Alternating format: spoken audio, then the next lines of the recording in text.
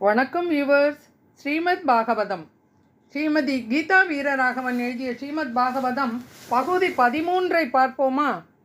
Parikshit மகாராஜாவிற்கு Sri sugar சரியான தியானம் எப்படி செய்வது என்று எடுத்துரைக்கிறார். அதற்கு முன் 10 நிமிடங்கள் தியானத்தில் அமர்ந்த பரீட்சித்து ஸ்ரீ சுகரிடம் ஓடி வந்து, தாங்கள் கூறியது எதுவும் எனக்கு புரியவில்லை என்கிறார். எங்கோ நான் தவறு செய்கிறேன், எனக்கு ஏற்றாற்போல் தியானம் செய்ய சொல்லி தருகிறீர்களா என பரீட்சித்து கேட்க, ஸ்ரீ சுகர் சிரித்தபடி கூறுகிறார், நீ அனுபவப்பட்டு திரும்பி வர வேண்டும் என்று நான் காத்திருந்தேன், இது அல்ல தியானம் செய்யும் வழி என்கிறார் சுகர். உடனே பரீட்சித்து, இதை ஏன் முன்பே சொல்லிக் கொடுத்திருக்கலாமே என்று கூற, ஸ்ரீ சுகரும், நான் முதலில் சொல்லிக் கொடுத்திருந்தால் உன்னுடைய மனம் இதை ஏற்றுக்கொண்டிருக்காது. நீ ஒரு முறை முயற்சித்து பார்த்து வந்த பிறகுதான் இப்பொழுது நான் சொல்லித் தருவதை உன்னால் ஏற்றுக்கொள்ள முடியும். அதனால் இப்பொழுது சொல்கிறேன், கவனமாக கேள் என்கிறார். பகவானுடைய விராட் ஸ்வரூபத்தை தியானிப்பது மிகவும் கடினம். அதற்கு பதில் சங்கு சக்கரங்களை ஏந்தி கொண்டு, பீதாம்பரத்தை தரித்து கொண்டு, அழகிய ஆடையை உடுத்தி கொண்டு, பகவானின் திருமுடி தொடக்கமாக திருவடி வரை அனைத்து ஆபரணங்களையும் தரித்து கொண்டு, நின்ற திருக்கோலத்திலும் இருந்த திருக்கோலத்திலும் கிடந்த திருக்கோலத்திலும் அழகாக பகவான் நமக்கு சேவை சாதிக்கிறார். இதைத்தான் உன்னால் தியானிக்க முடியும். பகவானின் விராட் ஸ்வரூபத்தை நன்கு தேர்ந்த ரிஷிகளால் தான் நினைத்து கொள்ள முடியும். நம்மை போன்ற சாமானியர்கள் அதற்கு கலங்குவார்கள், அதை ஏற்றுக்கொள்ள முடியாது. அனைத்தும் பகவானாகவே இருந்தாலும் நம்மால் எல்லாவற்றையும் நினைத்து தியானம் செய்ய முடியாது. நமக்கு எந்த ஒரு பகவான் மிகவும் பிடித்தவராக உள்ளாரோ, உதாரணத்திற்கு ஸ்ரீரங்கம் ரங்கநாதன், திருமாலி குறுஞ்சோலை அழகர், காஞ்சிபுரம் வரதன், கும்பகோணம் சென்றால் அங்கு ஆறாவமுதன், இப்படி நமக்கு எந்த பகவானை பிடிக்குமோ அவரை மனதில் தியானித்து கொள்ள வேண்டும். எங்கே 2 நிமிடம் நாமும் தியானிப்போமா?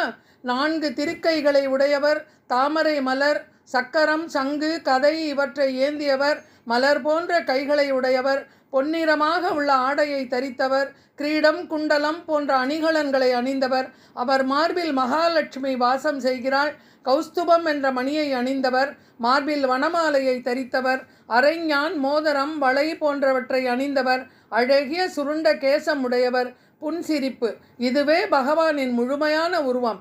ஆழ்வார்களில் நம்மாழ்வாரும் சங்கு சக்கரதாரியான பெருமாளை பற்றி தன் பாசுரங்களில் கூடியுள்ளார். திருமங்கை ஆழ்வாரும் பகவானின் தசாவதாரங்களையும் தன்னுடைய பாசுரங்களில் பாடியுள்ளார்.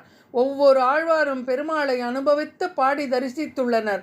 எனவே தியானிப்பதற்கு ஒரே வழி, மனதினை ஒருநிலைப்படுத்தி பெருமானுடைய அழகான திருமேனியை நினைக்க நினைக்க நம்முடைய கண், காது, மூக்கு, வாய், உடல் இவை அனைத்தும் நம் கட்டுப்பாட்டிற்குள் வரும். பெருமாளுடைய திருமேனி சத்துவகுணத்தின் வடிவம்.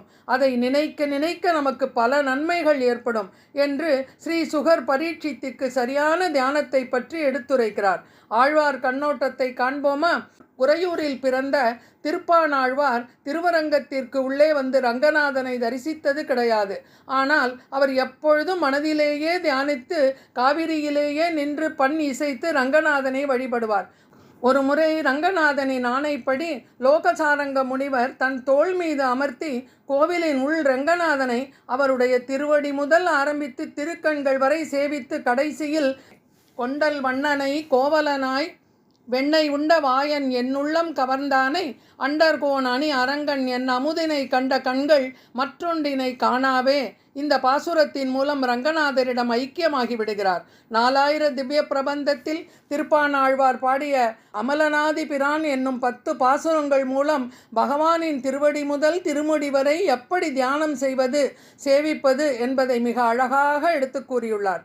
அடுத்ததாக ஆச்சாரியார்களில் ஒருவரான சுவாமி வேதாந்த தேசிகன் தன்னுடைய ஸ்ரீ பகவத் தியான சோபானம் என்கிற சோஸ்திரத்திலே எப்படி அமலநாதி பிரானில் திருப்பாணாழ்வார் கூறியுள்ளாரோ அதேபோல் பகவானே தியானம் செய்வது எப்படி என்பதை மிக அழகாக தன்னுடைய சமஸ்கிருத ஸ்லோகத்தில் விளக்கியுள்ளார். சோபானம் என்பது படிக்கட்டு. பகவத் தியான சோபானம், அதாவது பகவானை நாம் தியானிக்கும் பொழுது எப்படி தியானிக்க வேண்டும் என்பதற்கான படிக்கட்டு. அந்தர்ஜோதி கிமபியமினாம் அஞ்சனம் யோக திருஷ்டேகே என ஆரம்பித்து திருவடி முதல் திருமுடி வரை நினைத்து கொள்ள வழி கூறும் படிக்கட்டுகளை மிக அழகாக விளக்கியுள்ளார். இப்படி பெருமானை தியானிப்பதை பரீட்சித்துக்கு ஸ்ரீ சுகர் சொல்லிக் கொடுத்து கொண்டிருக்கிறார். இதனையே நைமிஷாரண்யத்தில் சூத பௌராணிகர் சௌனகருக்கும் இந்த கதையை கூறிக்கொண்டு வருகிறார். சூத பௌராணிகர் கூறுகிறார், ஸ்ரீ சுகர் சொல்வதை பரீட்சித்து எல்லாவற்றையும் கேட்டுக்கொண்டான். தியானிக்க வேண்டியது பெருமாளின் திருமேனியை என்பதை நன்கு தெரிந்து கொண்டான். அப்பொழுது ஸ்ரீ சுகர் கூறுகிறார், நமக்கு கையும் காலும் கண்ணும் வாயும் காதும் மூக்கும் பகவானால் கொடுக்கப்பட்ட காரணங்கள் என்ன தெரியுமா? நம்முடைய கை விரல்களானது பகவானுடைய நாமத்தை கூறி எண்ணுவதற்கு ஹரே கிருஷ்ண கிருஷ்ண கிருஷ்ண ஹரே ஹரே, ஹரே ராம ராம ராம ஹரே ஹரே, இப்படி பகவானின் நாமத்தை கூறிக்கொண்டே விரல்களால் எண்ண வேண்டும். நாம ஜபம் செய்ய வேண்டும். இந்த நாக்கானது அவனுடைய நாமத்தை பாட வேண்டும். காதானது அவருடைய நாமத்தை கேட்க வேண்டும். அவருடைய சரித்திரத்தை கேட்க வேண்டும். இந்த கண் அவரை தரிசிக்க வேண்டும். வாய் அவருடைய பிரசாதங்களையே ருசிக்க வேண்டும். கால் அவர் குடிகொண்டுள்ள கோவில்களை தரிசிக்க வேண்டும். குலசேகர பெருமான் தன்னுடைய முகுந்த மாலையில் இதை பற்றி மிக அழகாக கூறியுள்ளார். நம்முடைய புலன்கள் ஒவ்வொன்றும் பகவானை பற்றி தெரிந்து கொள்வதற்காகவே படைக்கப்பட்டவை. அப்படி பயன்படாதவை இருந்தும் பலன் இல்லை. ஸ்ரீமன் நாராயணன் உலகிற்கும் தலைவன். மனதால் நாம் அவனுக்கு அடிமை செய்தால் போதும், தம் இருப்பிடத்தையே நமக்கு அளித்து விடுவான். அப்படிப்பட்ட இரட்சகன் இருக்கையிலே மனமே நீ முகுந்தனின் திருவடிகளில் மனதை வைப்பாய் என்று கூறுகிறார். ஆழ்வார்களும் தன்னுடைய பாசுரங்களில் இதனை மிக அழகாக கூறியுள்ளனர். இப்பொழுது மகாராஜா பரீட்சித் மிகவும் சந்தோஷத்துடன் ஸ்ரீ சுகரை நோக்கி தியானம் செய்வது எப்படி என்பதை நன்றாக புரிந்து கொண்டேன்.